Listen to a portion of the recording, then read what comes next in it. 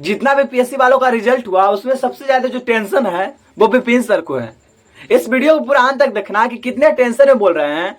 मैं इस पूरे भारतवर्ष के छात्र को हाथ जोड़कर कहता हूं कि आप आज से कम इस घटना से यह सीख लीजिए कि बुलेट बताएगा, थार बताएगा, पैसे बताएंगे, आईफोन बताएंगे और बताया जाएगा कि यह रिजल्ट मैंने दिया है।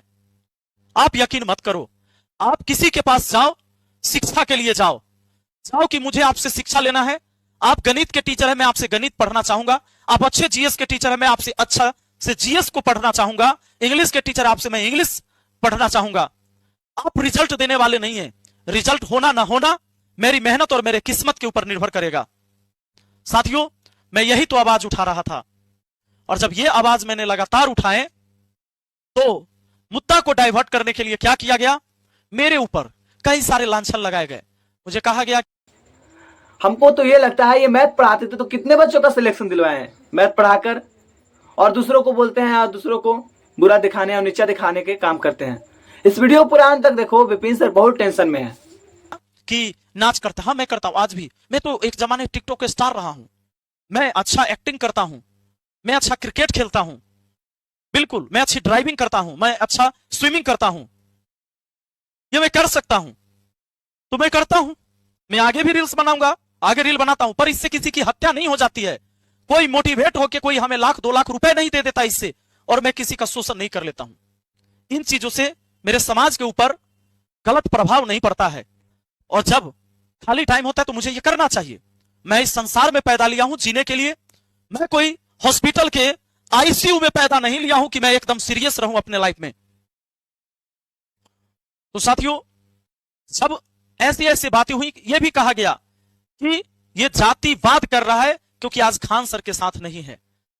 खान सर के बारे में मैंने बताया, कहा कि बहुत पहले से क्यों तुमने नहीं बताया। जब मेरे दोस्त थे मुझे कोई गलतियां नहीं दिख रही थी।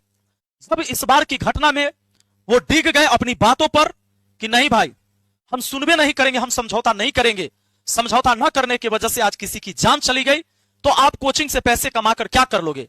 क्या अपने दिल को सुकून दे पाओगे, तसल्ली दे पाओगे? या रोशन सर का भाई आज नहीं है, वो कैसे अपने आप को समझा पाएंगे कि कोचिंग की वजह से उनके भाई का मौत नहीं हुआ? आप दोनों की वर्चस्व की लड़ाई में एक ऐसी जान गई है जो आप दोनों के दिल में कसक हमेशा रहेगा। साथियों, मुझे जातिवाद से जोड़ा गया, लेकिन मैं कहना चाहता हूं, सोचिए, जब हमारे वासुदेवपुर चंदेल के एक राजू पासवान है, उनकी बच्ची को कैंसर था। तो जब ब्लड कैंसर था तो मैं खुद गया था, उन्हें अपना ब्लड मैंने डोनेट किया है। यहां तो कोई जातिवाद बोलने वाला नहीं पैदा हुआ था। और सिर्फ मैं नहीं, जितने मेरे छात्र मेदांता हॉस्पिटल में, और डेट भी देख लो 14 जुलाई 2025, ये जितने भी मेरे पीछे खड़े लोग हैं, चूंकि ब्लड कैंसर था, बहुत ब्लड की जरूरत थी, तो ये सारे लोग ब्लड डोनेट करने मेरे एक बात से गए और आए। क्योंकि वो गरीब परिवार से थे। अब ये कहोगे कि मेदांता में कैसे इलाज हो रहा था? सरकार के कुछ सहयोग राशि आता है जिसके वजह से उनका हो रहा था। और ब्लड कैंसर में मैं और अपने साथ सभी लोगों से बुलाकर ब्लड डोनेट करवाया। वहां तो मुझे कोई जातिवाद में नहीं तौला, पर यहां क्या किसी की मृत्यु हो जाती है, क्या मुझे उस तरफ से खड़ा होना जातिवाद हो गया?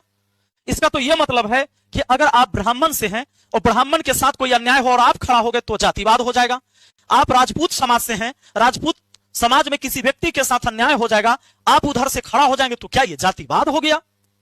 क्या हम सिर्फ दूसरे जाति के तरफ से खड़ा होना ही मतलब इंसानियत होगी और अपने जात के